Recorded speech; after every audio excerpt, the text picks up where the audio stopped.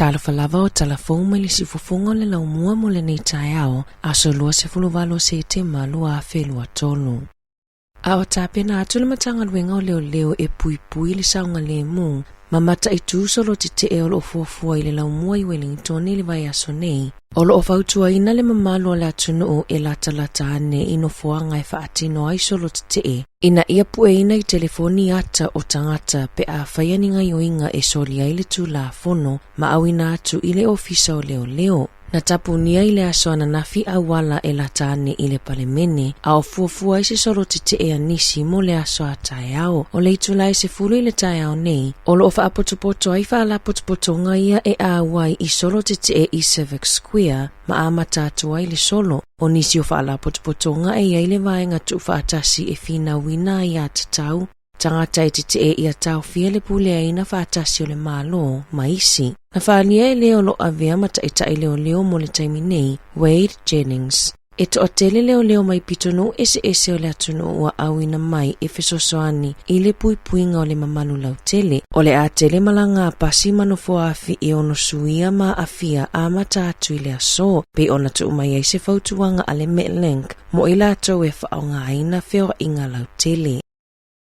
E tasile makana pa umai ai le National, maua le tolu ono pasene po le fase furulima no fua o le palemene, o le langolango ale atunu o mo la la tau vaenga wha upufai, e ala inifisili wha paalota i sa ili ai finangalo tangata lau tele a o le ifai ale whainga paalota po o polls. Le ipa e lua se fulu ono pasene po o le tolu no fua, ma e tasile makana pa umai. Greens e se fulu tolu pasene, whaupopo le maka e tasi, tula i mai i le se furu fitu no fua. ACT e se furu lua pasene tu maupea no fua e se furu lima, New Zealand First e ono pasene, balu no fua, tasi le maka na whaupopo i ai. Ma le vaenga whaupufai a Maori, lua pasene pa ule maka e tasi, maua no fua e lua. E mo omia le National ma le ACT le langolango mai le New Zealand First. Ina ia mawhai ona whaavai ai se whai ngā malo. Tutusa le tai o le Labour ma le National i le tai lua sifuru tolu pasene le langolango, mo le sui e avea ma palemia.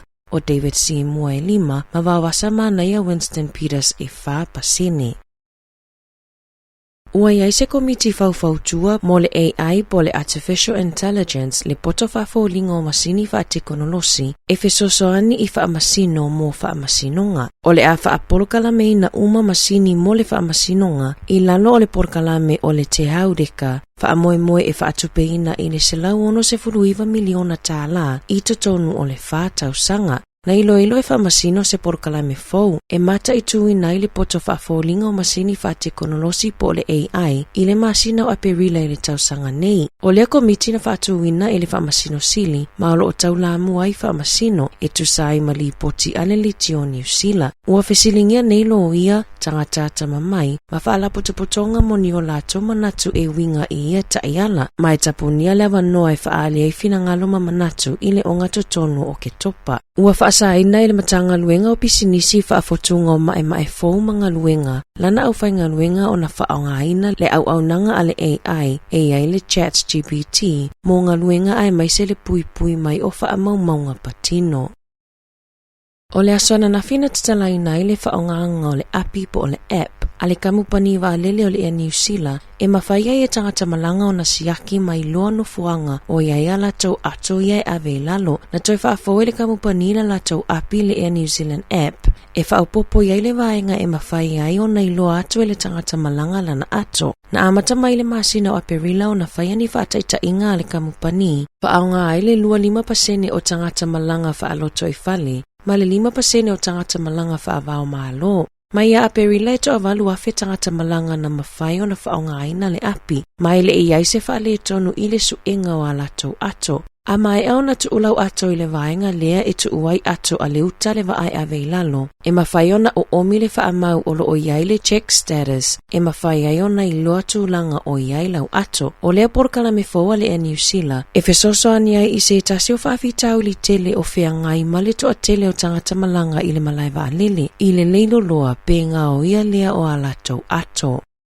E tusa ma le tolu te sima le 2 miliona tāla, le whaitaua o whaai o tau mafa e la fua e tangata i New Zealand i le tausanga, pei ona tā ua i se suenga na whaia e le Rabobank Kiwi Harvest Food Waste. e se fululua te si malilua pasene tau mafa mau malafo ai ele ai ngai tasi ile tau sanga. E tutusale ma le tau au fai e afe 5 se lau se fulu tala ile tau sanga pa umai le se fulu tolu te si malefa pasene sai ai ile tau sanga taluai. Peitai, o le siiti ai o le tau o le soifuanga, ua o atuai i le tau au fai o mea ai e la fo ai la apisi, ma i le tolu te sima le tasi piliona i le tolu te sima le lua piliona tala. Na maua i suenga, o le mafua angata a tele e mafua ai le tele o tau mafalafua ai, e mafua mai ona o le vave na pala ai tuai le tau mafaina e tusa male 5% tolu 2% o tau mafalafua ai ona ua te ale aso faatulanga ina e ta tau ona tau mafai o i tuai nga tau mafa o lo opito tele ona mau e ai fuala au faisua e tolu 8% falawa e 2% mafuala au aina e 2.5%.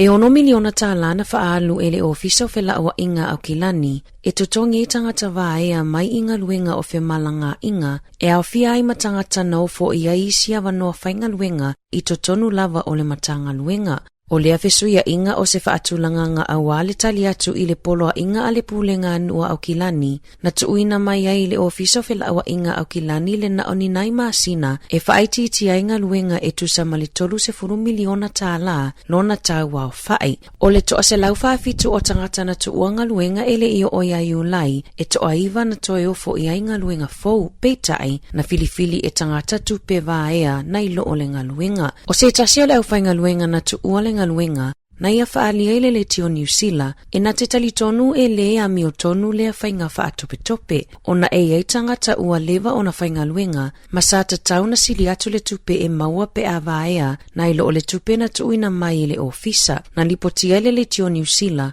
o la lotu la fono fa amaumaunga patino o lau whainga o tupe tutongi e se furupito ilunga e lalo ifo o le tasi te si male 2 miliona tala o lau whainga o pito mawalunga lava ua tutongi i se tangata e se lau iwa se fuluono afe se lau valu tala. Na fesilingi ai le tio New Zealand le ofisa o fela ua inga. Pe na maua e nisi o tangata i toa iwa lea nao fo i ainga luenga se au whainga o tupe i tutonu au whainga o tupe tutongi pito ilunga pe tai ele Italiane le ofisa o fela ua inga.